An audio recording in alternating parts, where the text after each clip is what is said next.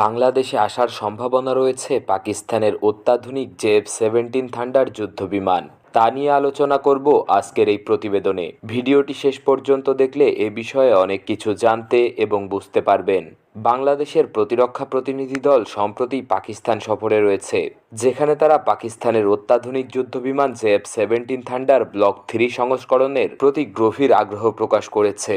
পাকিস্তান এয়ারফোর্সের প্রধান air chief marshal Zaheer Ahmed Babar সিধুর সঙ্গে আনুষ্ঠানিক বৈঠকে বাংলাদেশি প্রতিনিধিরা জেএফ-17 থান্ডারের সমর্থ এবং এর যুদ্ধ সক্ষমতার উপরে বিস্তারিত আলোচনা করবেন। বিশেষভাবে তারা যুদ্ধবিমানটির আধুনিক প্রযুক্তি, অত্যাধুনিক রেডার সিস্টেম, শক্তিশালী আক্রমণ করার ক্ষমতা এবং মাল্টিরোল কার্যকারিতা নিয়ে আলোচনা করছেন। জেএফ-17 থান্ডার ব্লক 3 সংস্করণটি পাকিস্তান ও চীনের যৌথ প্রচেষ্টায় তৈরি একটি অত্যাধুনিক যুদ্ধবিমান, যা আধুনিক এয়ার টু এয়ার মিসাইল এবং এয়ার টু গ্রাউন্ড অস্ত্র ব্যবস্থার সঙ্গে সজ্জিত।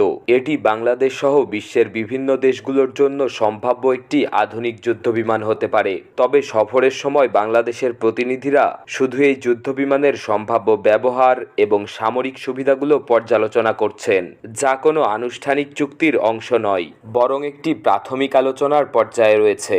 পাকিস্তান সরকারও এ বিষয়ে কোনো চূড়ান্ত সিদ্ধান্ত নেয়নি। বর্তমানে পাকিস্তান সরকার এবং বাংলাদেশ সরকারের মধ্যে কোনো আনুষ্ঠানিক চুক্তি বা রপ্তানি সম্পর্কিত কোনো ঘোষণা হয়নি। এদিকে কিছু ইউটিউব চ্যানেল এবং অনলাইন প্ল্যাটফর্মে গুজব ছড়ানো হয়েছে যে বাংলাদেশ ইতিমধ্যেই পাকিস্তান থেকে 40টি জেএফ-17 থান্ডার যুদ্ধবিমান ক্রয় করেছে, কিন্তু এই ধরনের খবরের কোনো ভিত্তি নেই। বিশ্বস্ত সংবাদ মাধ্যমে এ ধরনের কোনো খবর প্রকাশিত হয়নি এবং এটি শুধুমাত্র গুজব হিসেবে প্রমাণিত হয়েছে।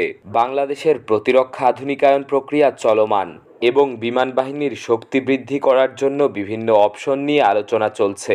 জেএফ-17 থান্ডার ব্লক 3 সংস্করণ সেই আলোচনারই একটি অংশ মাত্র, তবে এটি এখনও পরীক্ষা নিরীক্ষার পর্যায়ে রয়েছে। ভবিষ্যতে যদি বাংলাদেশ এবং পাকিস্তানের এ বিষয়ে চুক্তি সই হয়, তবে তা বিশ্বস্ত এবং নির্ভরযোগ্য গণমাধ্যমে ঘোষণা করা হবে।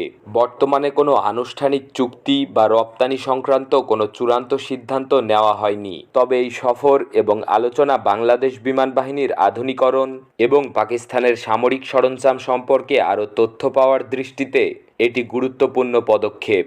ভবিষ্যতে আরও আলোচনার মাধ্যমে কোনো চুক্তির ভিত্তি তৈরি হলে তা আন্তর্জাতিক মহলে গুরুত্বপূর্ণ সহকারে গ্রহণ করা হয়। ধন্যবাদ।